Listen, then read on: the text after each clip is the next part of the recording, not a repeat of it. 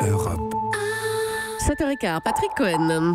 Géraldine Wassner, un vrai faux qui porte sur les racines chrétiennes des noms de nos villages. Invoqué par le porte-parole du Front National pour justifier son indignation face à une décision récente du Conseil d'État, le village de Ploërmel en Bretagne devra retirer la croix qui surplombe une statue de Jean-Paul II au nom de la séparation de l'Église et de l'État. Pour Sébastien Chenu, c'est un reniement de notre histoire.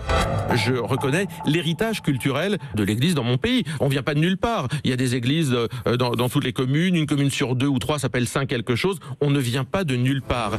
Une commune sur 2 ou 3 s'appelle Saint quelque chose, vrai ou faux? C'est faux. Sur 35 400 communes, aujourd'hui, 4 500 font référence à un saint.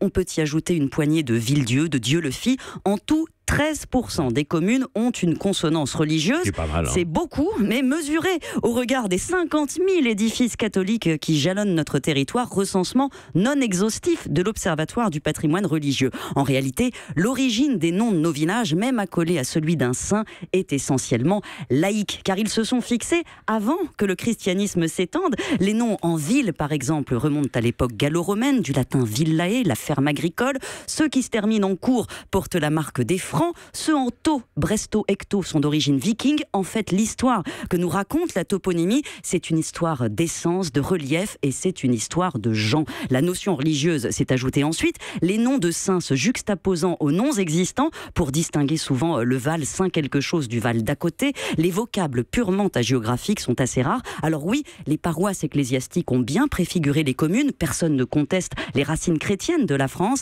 mais prêter une intention religieuse au choix de ces noms, c'est exagéré. Est-ce que le Conseil d'État verse dans l'idéologie quand il ordonne qu'on enlève cette croix? C'est aussi ce que dénonce Sébastien Chenu. Il applique le droit. Que s'est-il passé à Ploërmel? Le maire de la ville s'est vu offrir une statue par un sculpteur russe, un ami. Le conseil municipal a accepté qu'on l'érige en place publique. Il a payé 48 000 € en tout pour un socle et la cérémonie d'inauguration selon la Chambre régionale des comptes. Sauf que personne n'a mentionné à l'époque que la statue viendrait avec une structure, cette arche et cette croix monumentale que l'artiste a lui-même payée, mais qui ne figure pas sur les documents officiels. Le Conseil d'État a donc considéré la croix comme irrégulière au nom de la loi de 1905.